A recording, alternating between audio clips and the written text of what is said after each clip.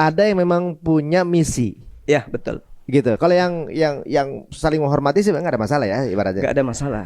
Karena itu bagian daripada Islam.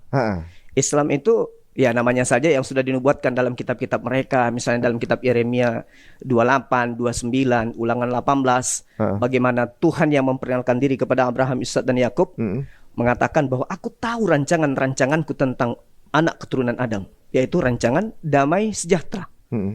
Rancangan damai sejahtera dalam bahasa Ibrani kan Salom. Bahasa Arab salam. Islam, damai sejahtera. Berarti Allah sudah merancang kemudian adanya satu aspek pembenar kehidupan manusia yang berpola aturan hukum yang sifatnya kemudian larangan, perintah. Nah, itulah Al-Qur'an. Ya ini gemes tapi gimana ya, pengen ketawa juga sih sebenarnya. Ini gua respon sedikit lah buat teman-teman ya. Bro, ini edukasi buat kita ya. Tolong jangan di skip videonya, dengerin sampai habis ya. Bang Zuma, assalamualaikum Mas Bang Zuma ya. Shalom alaihim. Oke. Dari awalnya cuma denger aja di depan sih sebenarnya. Udah gua stop aja sih. Udah kayak di awal aja udah kayak, ini kan podcastnya Bang Untung ya, Ari Untung ya, ngomongin katanya sih rame di TikTok. Gua nggak ngerti sih. Cuma ini poin gue yang pertama ya. Pertama adalah guys, jangan terpancing lah ya. Maksudnya terus udah gitu kita jawil-jawil agama lain, Quran atau lain sebagainya. Menurut gua nggak usah deh. Ya termasuk juga yang pertama ini gue mau kasih tahu gini. Ya kan Brother Zuma juga udah ngomong agamamu, agamaku gitu loh. Bukannya nggak boleh diskusi gitu, tapi kalau diskusinya tanpa tujuan yang jelas untuk edukasi kah, untuk menekankan toleransi, untuk menemukan perbedaan. Karena perbedaan kan adalah alasan untuk kita bisa saling mengasihi juga kan. Dan itu udah pasti, toleransi tanpa perbedaan itu bukan toleransi. Toleransi itu membutuhkan perbedaan. Jadi kita harus jelas perbedaannya. Tapi ranahnya apa bro? Jadi kalau tiba-tiba dibuka dengan Alkitab sudah menubuatkan agama Islam gitu, terus lalu ngutip Yeremia, Yesaya, Ulangan 18 itu disebut-sebut, kayak gue nggak terima aja gitu loh. Ya bukan gimana ya, kan gini, gue belajar Alkitab aja udah hampir, ya nggak ngomong panjang lah karena bertobatnya kan gue juga baru ya, belum lama gitu. Tapi waktu belajar beberapa tahun aja rasanya masih belum gegep banget gitu loh. Ini tiba-tiba ada orang ngomongin kitab gitu ya, Alkitabnya orang Kristen, itu dari perspektif orang Islam. Bukannya nggak boleh sekali lagi, tapi kan harus dilihat ada disiplin ilmunya gitu loh. Ini nggak tiba-tiba lu ngomong aja gitu loh, bicara A, B, C, sama seperti kita orang Kristen juga sama, bro. Ya kita orang Kristen nggak serta-merta itu dijadiin sebuah, tau nggak sih?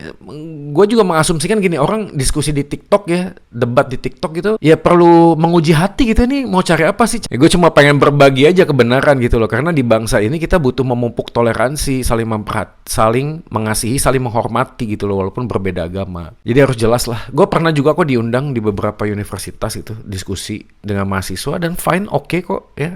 Sahabat saya juga yang dari pihak Islam juga menyampaikan hal yang sama gitu loh, semangatnya sama. Kita menemukan perbedaan-perbedaan, walaupun mungkin kan ini agak seksi ya, karena kitabnya tuh kayaknya ngomongin ada hubungannya gitu loh, ada relasinya kok, ada Abraham, ada Ibrahim ya, ada Ishak, ada Ismail, ada Musa, ada nabi-nabi tuh yang sama. Bahkan di beberapa penafsiran saudara-saudara kita yang Muslim mengatakan bahwa ini adalah penyempurna dan lain sebagainya. Terlepas gue sih nggak percaya ya, tapi kan itu keyakinan, jadi fine aja, kita sedang membuktikan saja secara ilmiah. Itu yang pertama. Yang kedua adalah damai sejahtera, shalom dalam bahasa Arab, salam jadi Islam. Itu dari mana kemana gitu loh bro, yang bener aja bro, aduh gimana sih gitu loh. Jadi shalom, salam, Islam, balsam gitu, semua yang asam gitu semuanya jadi kayak sama gitu kan, nggak gitu loh. Ini kan tentang kaidah, ini kan kaidah tentang bahasa dialek gitu loh. Abraham jadi Ibrahim kan gitu ya, Yesua Hamasia gitu jadi Isa Al-Masih gitu, jadi Yesus Kristus. Itu kan tentang, sama seperti di Alkitab bahasa Inggris James jadi Yakobus kan gitu, Matthew ya Matius. Itu kan orang-orang dalam bahasa-bahasa yang lain.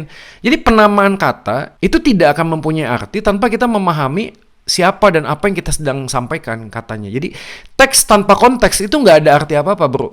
Ya, teks tanpa konteks. Contoh gini, aku sedang patah hati dan aku sedang tenggelam ke dalam kesedihanku. Aku tenggelam di dalam kesedihanku. Kan brother nggak nanya berapa meter tenggelamnya saya kan. Walaupun kata tenggelam itu kan ibaratnya ada sesuatu barang masuk dalam air, jadi bisa diukur berapa meter. Tapi waktu kata tenggelam muncul, aku sedang patah hati dan aku tenggelam dalam kesedihanku, kan nggak mungkin kita tanya berapa meter. Karena kata tenggelam itu ada konteksnya. Aku sedang sakit hati, lalu aku pergi ke laboratorium ngecek hatiku. Ternyata hasil hatiku itu normal, SGWT, SGPT-nya normal. Kan nggak gitu bro, kan sakit hati tuh nggak langsung ke laboratorium. Gimana sih? Kan hati di sana kan hubungan sosial gitu loh, bukan hal medis gitu. Sama gitu, kata itu hanya memiliki arti kalau dia ada dalam sebuah konteks. Jadi kalau Yeremia 29 ayat 11 gitu, aku tahu segala rancanganmu, rancangan damai sejahtera, bukan rancangan kecelakaan. Ya lu baca seluruhnya, itu buat siapa? Surat itu buat siapa? Yeremia nulis buat siapa gitu. Jangan terus tiba-tiba itu ditarik panjang gitu ke inilah nubuatan akan lahirnya Islam gitu. Ya terlepas mau benar atau enggak, tapi kan nggak akademis gitu bro. Nggak akademis.